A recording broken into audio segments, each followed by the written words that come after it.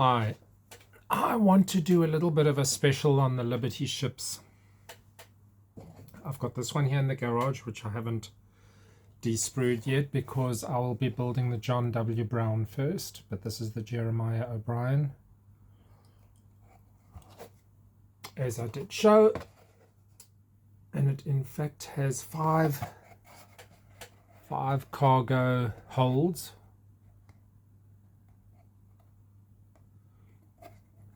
And it has way more guns than I first thought.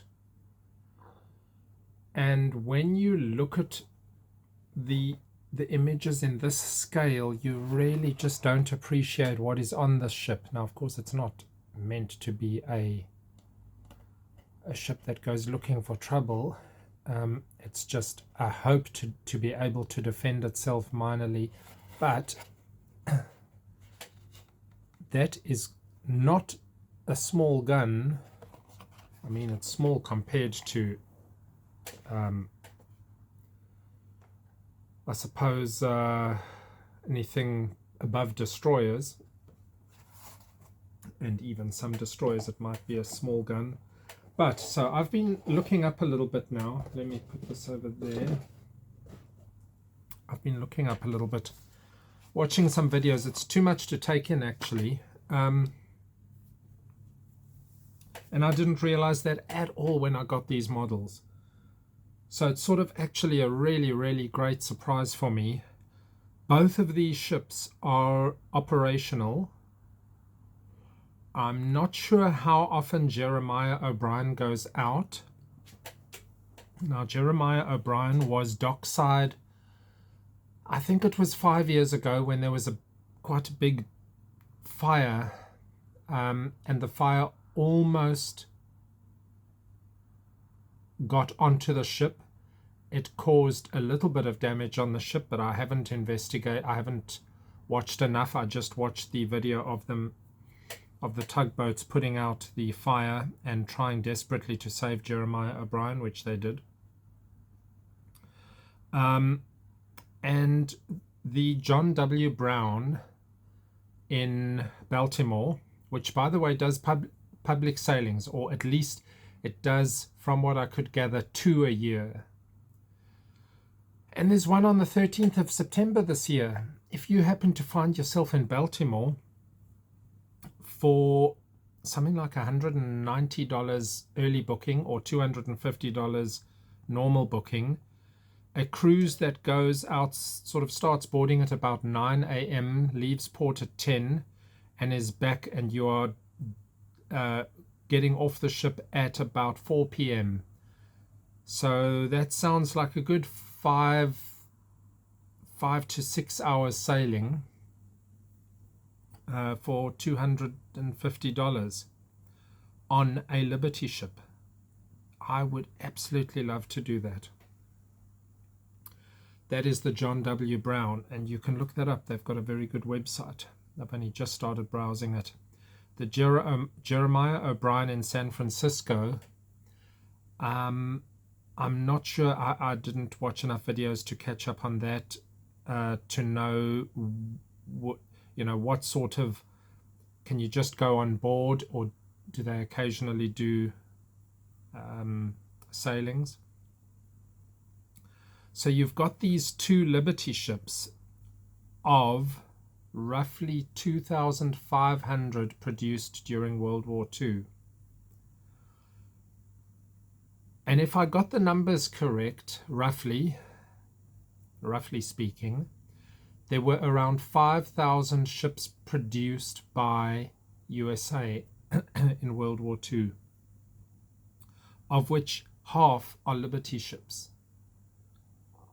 Now, what this makes me think is that and I've almost never, I'd heard the name, but being a transport ship, I think it goes so under the radar that for all of my time being interested in World War II, and for all of my model building, it comes to only this age when I finally get to really understand what this means.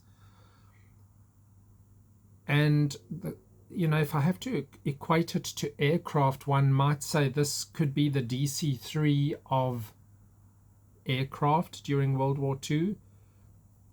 Just large production transport.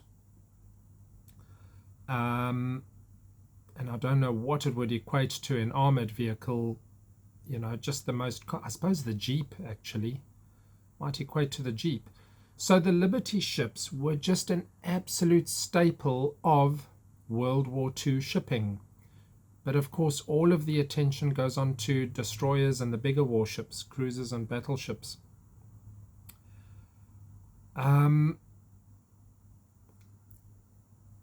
Now, 80% roughly of these Liberty ships survived World War II, which is quite amazing actually.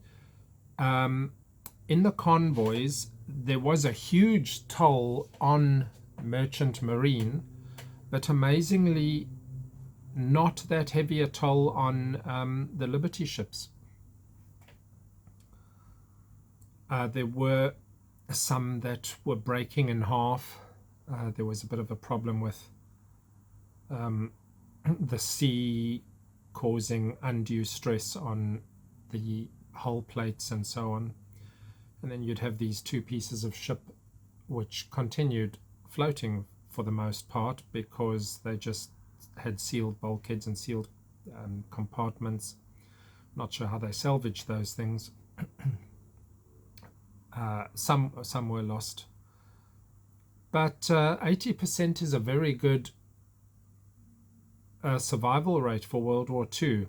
And interestingly, Aristotle Onassis and his shipping line started off by buying Liberty ships after the war.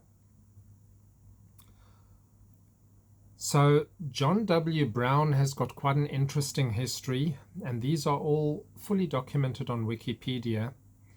About, if I remember correctly, somewhere close to 10, about 8 sailings during World War II, and then up to another 5 sailings up till about 1946, and then quite a long service, I should say quite a long presence after that, including being a high school.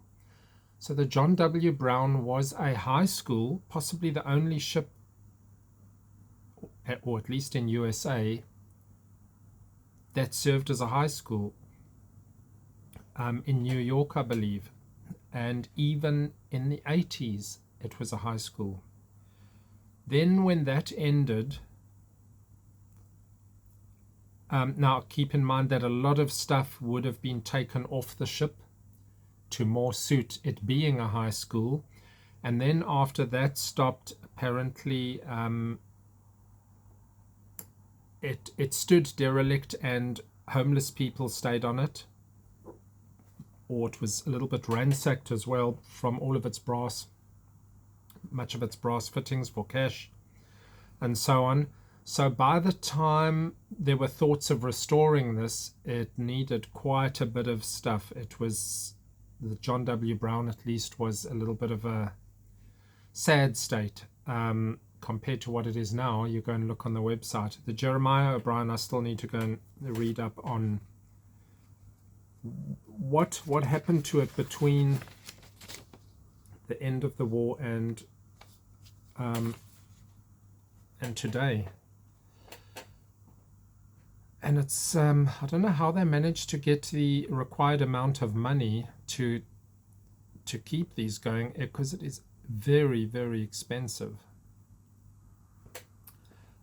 Dry dock fees, repainting, and not to mention any of the internal stuff. So I'm actually very glad that I got one of each. Not really realizing at the time that I bought these kits, it was just a name to me. Didn't even know really what it was. Just, I didn't have a transport ship, so now I had a transport ship. But actually it's almost the most iconic item of World War II. Each ship could carry around 300 rail cars worth of cargo.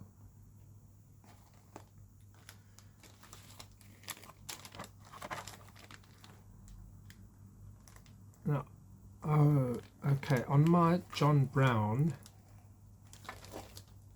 I must have taken off, yes I did, I took out the full hull section, and I'd decided to build that one waterline, which is why I'm seeing the full hull section and the little flat plate in there.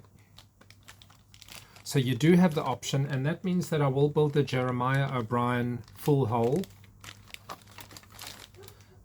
I was just watching a video inside, very, very good videos of just about anything you want to see on the ship. Now, obviously, they're of the current state of those ships, not necessarily absolute wartime, but including in dry dock. Just saw the section walking around underneath the ship. There's even, now this model would not contain all of those smaller details, but there's even a degaussing patch, which is pretty huge. I'd say it's longer than this table, but not as wide. And I don't quite know how they do it, but they would connect something to that and demagnetize the ship for the magnetic field that it picks up. If you know more about that, please do tell me. So now I'm actually very interested in not rushing and actually doing a really, really nice build. Now I can't remember the exact differences between these two, and hence what might be different in the kit. I'll just hold up the part so you can see. So that's 2 sprues there, 2 of the longer sprues. You've got those deck pieces.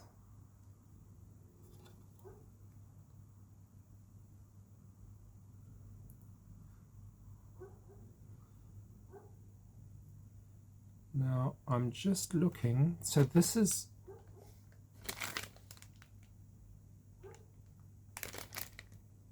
I'm just wondering what that, oh, that must be, I guess there are superstructure differences. I must actually compare this a little bit. But if you know the actual, because I think guns, exact gun layout, I mean, actually most of these were built just to the standard, so I wouldn't expect there to be really significant differences there. Well, I suppose I could actually just compare the kit, although I have de-sprued my other kit significantly already. So anyway, we've got those 2, the longer sprues, and we have got 2 sprues here, but shorter, with a lot of small stuff. But I will go and try and compare, even though I've cut up the sprue on the other one significantly, and just try and get an idea of how different these 2 kits are. Unless the sprues are covered in the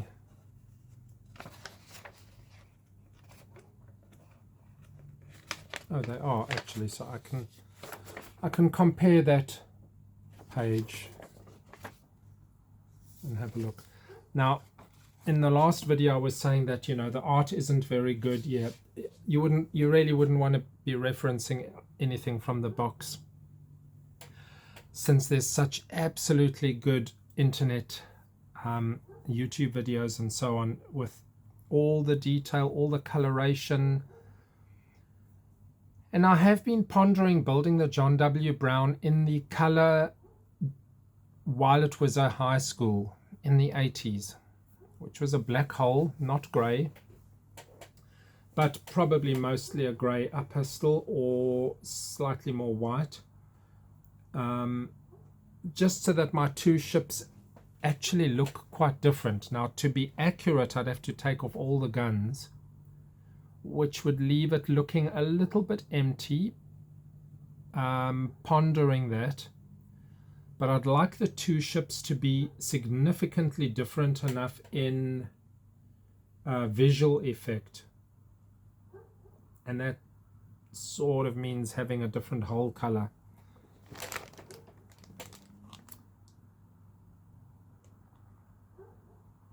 And I was saying that, you know, painting all of the parts individually before assembly, or at least what as far as is reasonable, all of that reference, all of the subtle, sometimes minor and sometimes slightly more significant coloration differences are all available there. There's just so much good footage. So I would have to say that this, you know, this is a little bit of a gift of a modeling topic, because of the fact that these two ships still are preserved. They sail. Oh, I was making the statement in the previous video that what sort of detail would be on the side. Now the model has got nothing, and I'm not talking about those holes. I'm talking about steel plate lines. The model has got nothing, not on that piece, and not on the part of the hole below the waterline, except for the strake. It does at least have the strake.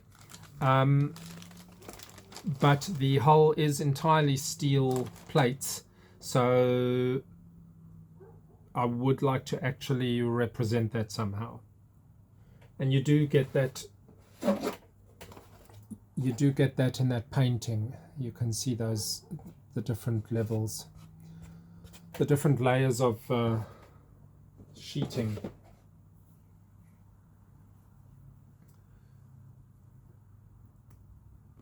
Even down to, you know, something as small as in this picture, the very small lifeboat, which you'd almost consider a minor insignificance as far as completing this model. When you see the people taking video as they're walking past all of these things on the ship, you realize that just in itself is a significantly detailed item. Now whether you can actually get to, let's just find that and estimate how much. Well, I mean, you can. The boat is small, but you can certainly slow down and do, you know, really bring that tiny little boat to life, as well as the various guns. You know, treat them all individually. And thank you for the explanation. Was that you, Brian, who explained derricks and cranes to me? And I'd been asking what on the King George V, which looked like a crane simply because it was more substantial.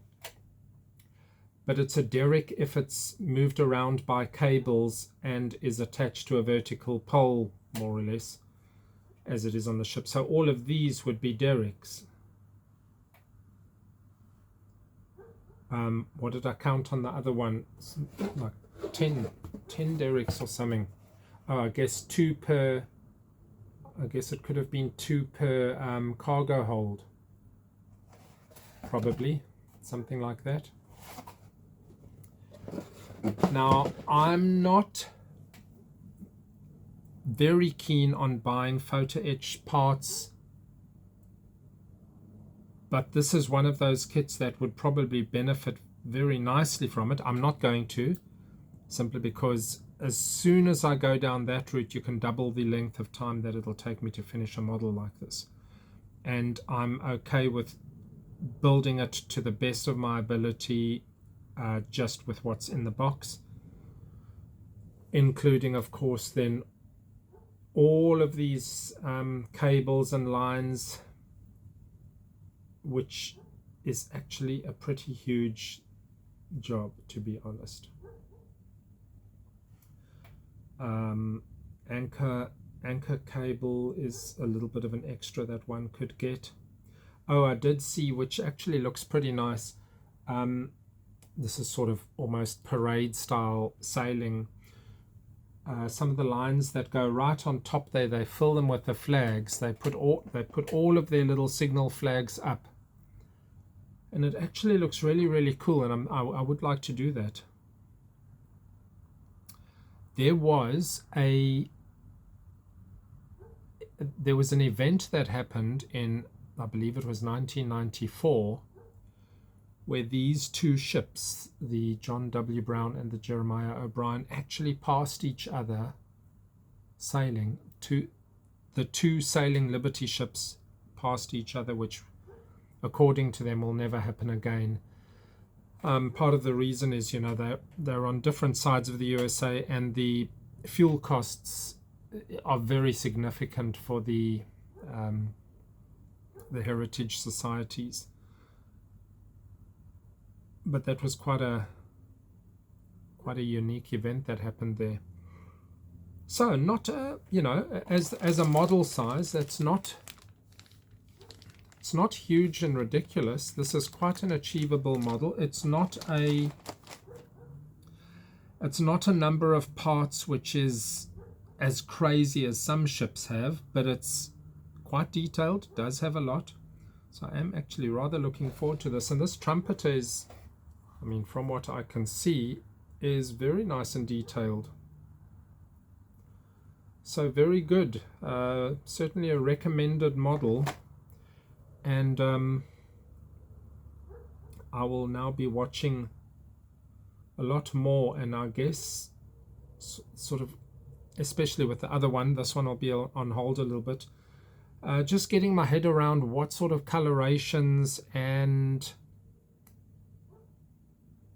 approach, how many parts would I need to be painting in a particular color, how many variations do I have on things. Depending on what I'm actually representing, if I actually do decide to do it the high school era of the John W. Brown, I can get away with a little bit of non-war coloration on a few items here and there. Some of the tarpaulins to cover some things which one could make out of possibly tissue or something, or just a little bit of a unique aspect to the ship. There's almost nothing in the line of decals, of course, and that has got that tape on the inside holding the wax paper to the thing, so I need to get that off, although it hardly matters on a ship which only has 2 decals. If I am going to do the signal flags on lines, then I will go online and try and find the full set of World War II ship signal flags, of which I think they're all triangle and square shape, I think, or are they all triangle? Not sure. And then sort of put them on a sheet of paper, get the scale down to 400th and print that. 400th or 350? Sorry, 350th. I'll quickly go through the instructions. So obviously your deck piece is on, and the next items are not the superstructure yet. And as I was saying, the approach is almost more to spend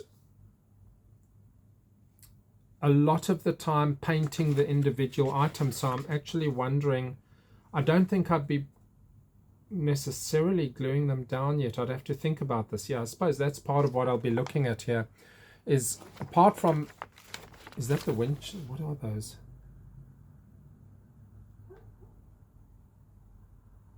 Winches. Apart from, preparing and painting and weathering all of the little individual items, as well as the deck itself and the side of the hull, there would be the requirement to get some things glued down before other things are in place.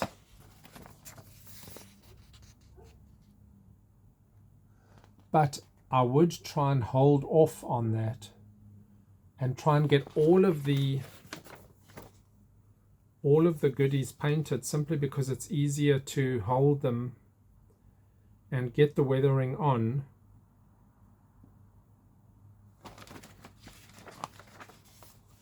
So now we're at the superstructure.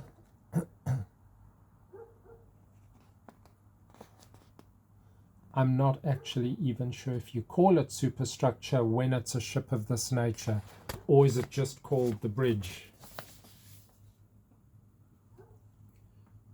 It's a structure which isn't exactly very super, but I'm not that familiar with shipping terms.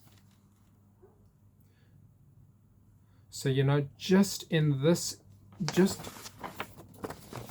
just with that area alone, there is so much detail that even if you're not going to put on extras that you see on the videos of all the presents of things, though one could, you know, use stretch sprue and wire for many little extra pipes and things.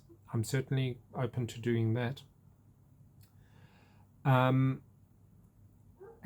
all the little amount of weathering that you can do in all of the little nooks and crannies here. So there's a lot. I just feel like you really don't want to rush and get this all on till every little part looks top-notch.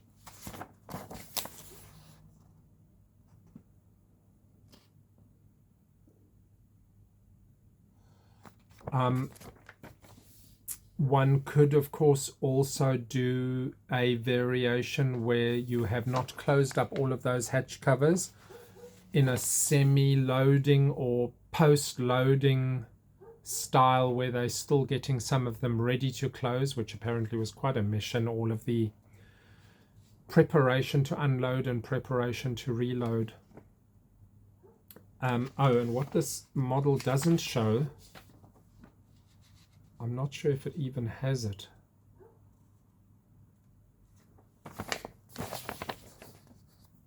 I'll tell you now. Just want to show you. So on occasion, apart from everything that was put in the holds, they could stack a lot more stuff on top of those those cargo hold covers. And no, they don't actually have it on here. So that's something which I'd probably like to do. Which is that the gunners' positions, the crew, when they had to walk from the crew area to man their guns, could often be completely obstructed by everything else that was packed on deck. And hence they had raised catwalks that allowed you to walk basically above everything. Again, just stuff that I saw on the videos I was watching now. So you can see that this hasn't included any of the cables, any of the lines, any of the rigging, all of those derricks controls, and there's just so much there. So at the point at which they sort of finished with their indication of this model, there is just so much. I'd say the build that you get in there is less than 3/4 of what you'd actually want to do with all of the fine rigging, because that's what's going to make this model. Just having it in this state, just having it in that final state is really not capturing the ship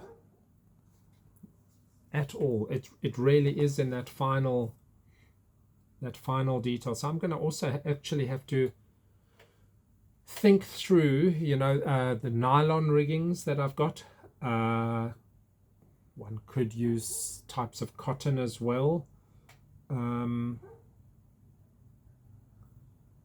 I guess that's my two. Well, nylon actually won't really work because you really want that visual effect of something that has a lot of texture. So the nylon is just too thin and smooth. Unlike the rigging on a 1/72 biplane, which you can get away with that, and probably actually looks better than cotton. But on here, I think cotton would actually work better. So I'll compare the ships, just see what are the differences. But I'm very, very happy with having sort of discovered this little avenue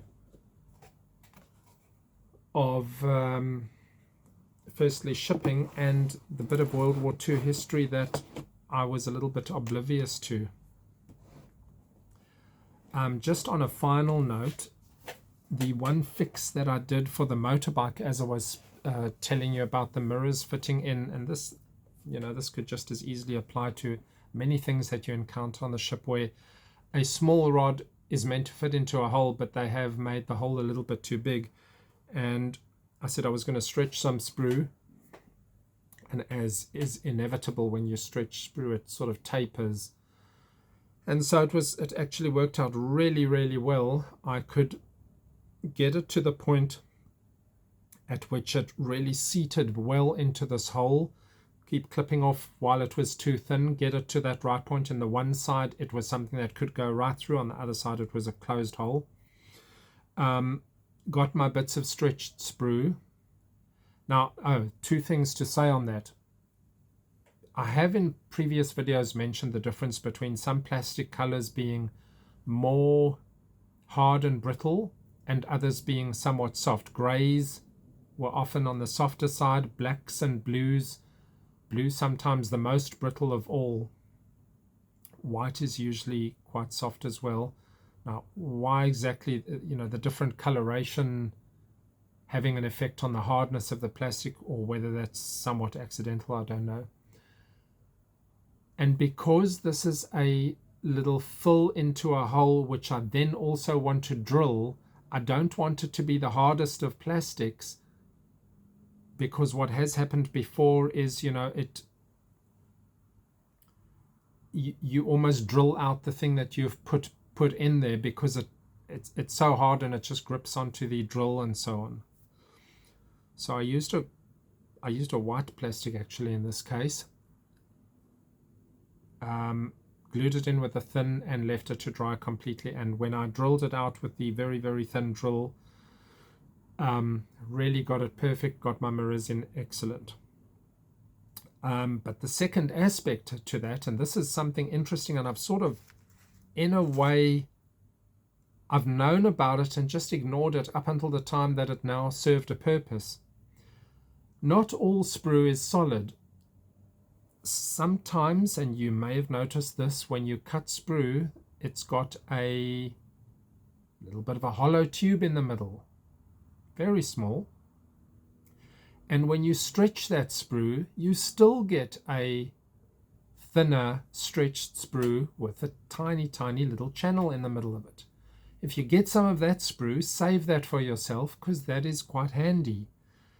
And the reason that is handy is because when I needed to put some of this in, this was just per chance that this white that I grabbed had this, I stretched it, and when I clipped it and cleaned it up, and I realized, oh, there's a perfect, very tiny hole dead center. It's because when you put the drill in there, it auto centers the drill for you, and it aids as that little guide in getting your drill going down. And keep in mind that I'm talking about an absolute tiny piece of plastic where you're drilling not even 2 millimeters in. So that hole, just guiding your drill on that little bit, is so handy. So now I'm going to actually try and look for some of the sprue that has that hole. You don't want the thickest of them. You know, I'm talking about just the normal size sprue. If you see some of it with a hole, that may prove handy in some future little fix-up. Okay, happy modeling. Till next time.